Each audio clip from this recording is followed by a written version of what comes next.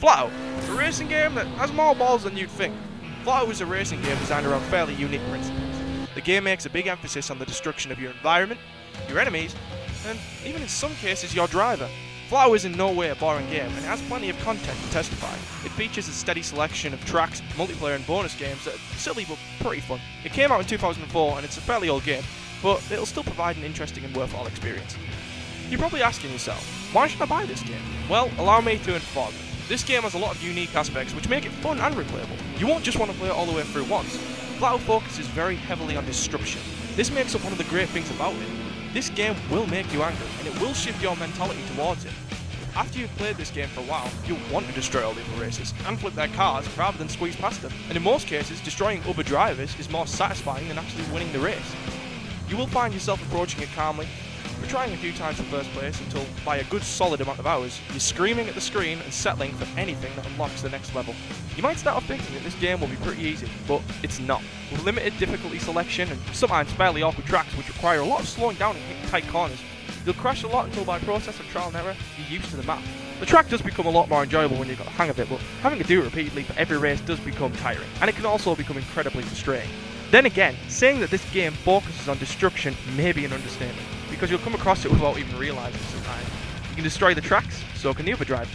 You can hit a log at high speed and go flying out your windscreen, so can the other drivers. You'll see people flipping their cars over and smashing into trees all the time, and that's one of the things that makes this game satisfying and a lot more enjoyable than most racing games.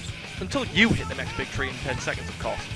The level at which your cars can be destroyed is fairly cool too. There's a nice amount of dents and body damage that can be delivered to your car. And the decent visuals, particularly good on the fire and sparks, will make crashing, if not jeopardising your chance of winning of course, at least nice to look at. The game also brings in these elements with a lovely selection of bonus tracks that are unlocked throughout the game. The bonus tracks in this game are very unconventional. In fact, they're more like miniature game modes than anything else, featuring titles such as Darts, High Jump, Long Jump and Demolition Arena.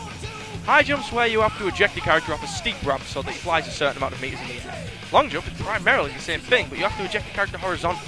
And Demolition Arena is a ring filled with cars trying to destroy each other, which is a delicious idea for this type of game. But I frequently get terrified and decide that I'm better off circling all the cars at high speed at the edge of the ring. The ideas are cool and pretty funny, but despite that they do get a little bit repetitive after a while, and you'll find yourself doing them purely just for money. It's also a shame to say that the high jump feature can only be enjoyed in the early stages, because if you try to undertake it with a fast car in the later stages, unless you slow down towards the big takeoff ramp efficiently, you'll just get too much air on the first ramp and crash into the ground. Flatout might seem really good so far, but it definitely has problems, other than what I've already mentioned. Yes, it does have minor issues such as ragdoll animation glitches where the ragdoll gets caught on a railing and stretches, and slightly boring minigames after a while, but it definitely has some more notable problems. As I said before, the high jump minigame becomes almost unplayable in late stages because you'll feel as though you're scoring much less. If you think you can just use your old car to solve this problem, you can't. The game doesn't store your cars, it gives you one. And if you want to buy another car, it replaces your current car and works out a weak analysis, which gives you a little money on the car's horsepower and upgrades. This is frustrating because you lose all the work and money on upgrades that you put into the car that you had before you bought the brand new one. In a way, the fact that money can be easy to make on this game sort of counteracts the need to feel too bad about this, because you can repeat easier tracks over and over again for money, which actually in itself is terrible. It gets tedious and you'll just feel like you're grinding levels over and over again when you should be advancing in your career. This makes the career mode feel pretty damn jilty.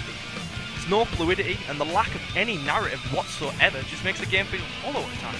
It will also decrease your urge to play the game because there's no characters that have any reason to be racing. One more aspect to note on this game is that it's got quite frankly empty online mode, which eradicates its need to be there. I've tried a good few times to race online and found that the only thing in the server list is a rolling ball of hate.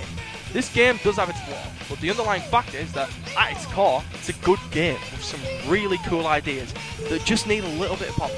It has some good racing mechanics that are especially in keep with the consistent car types throughout the game, which are of course the American gas guzzlers, a good amount of mini-games and races to play through, an interesting take on the destruction of tracks and other races, and a unique and entertaining experience which feels unfamiliar and new. I really recommend this game. You don't have to take my word for it if you think that the flaws are too hard to deal with, but honestly, I think that anyone could extract at least some enjoyment out of this very playable game. Just remember, if you take it easy on this game, it won't take it easy on you.